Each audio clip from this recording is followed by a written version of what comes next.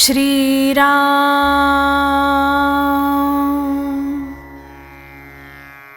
नामाचा अनुभव. नामाचा अनुभव कोणता? नामाचा अनुभव नामाव्यतिरिक्त दुसऱ्या कशातही पाहू नये. म्हणजे नामापासून दुसरं काही मिळवायचंय ही कल्पनाच नसावी. नाममुखी येतं हाच नामाचा अनुभव. ज्या प्रमाणात आपल्या हातून नामस्मरण घडलं त्या प्रमाणात आपल्याला नामाचा अनुभव आला असं समजावं.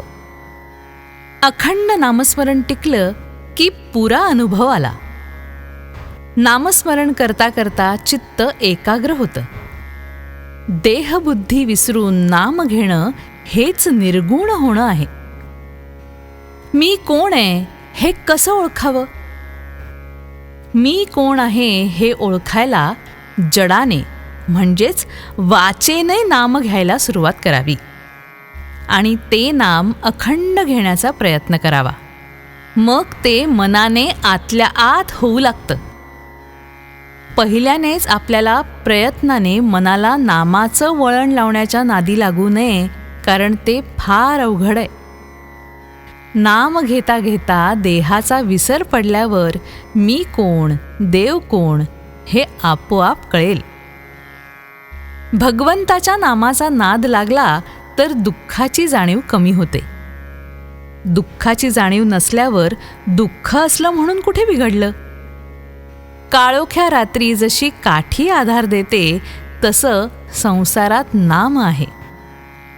खाच खळगे काठीच्या योगाने टाळता येतात, तसे मोह, लोभ इत्यादी संसारातल्या अडचणी नामाने समजतात आणि दूर करता येतात. विस्तवाजवळ तूप ठेवलं की ते वितळतं. तसंच नामाची शेगडी ठेवली की अभिमान वितळलाच पाहिजे हाच नामाचा अनुभव. पण लोक नामाबद्दल ऐकूनच घेत नाहीत. जर कोणी ऐकून घेतलं तर ते बिंबवून घेत नाहीत, त्याचे मनन करत नाहीत. आणि मनन करून ज्यांना ते पटलं असूनही नाम घेत नाहीत. अडचणी असल्याना तरी नाम घेता येतच. म्हणून नामस्मरण न करण्याबद्दल सबबी सांगू नका. सबब सांगितली की त्यापासून लबाडी उत्पन्न होते आणि लबाडीतून आळस उत्पन्न होतो आणि आळसाने सर्वनाश होतो. आपण रोज उठल्यावर भगवंताचं स्मरण करण्याचा नियम ठेवावा. स्नान वगैरे गोष्टी झाल्या तर कराव्याच, पण त्यांच्या वाचून अडून बसू नये. भगवंताचं स्मरण हे मुख्य आहे. अखंड नामस्मरण ठेवायला सोवळ्या ओवळ्याचं बंधन नाही. अखंड स्मरण हेच सोवळं. उपासना कोणतीही असली तरी नामाशिवाय ती पचनी पडत नाही. महत्त्व नामाला आहे.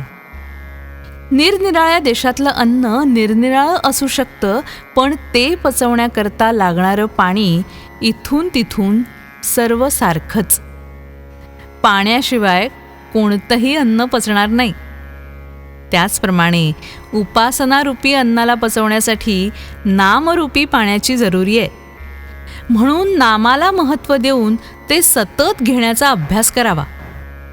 कसाही प्रसंग आला तरी नामस्मरण सोडू नका. त्यातून परमात्मा हात देईल. श्रीराम.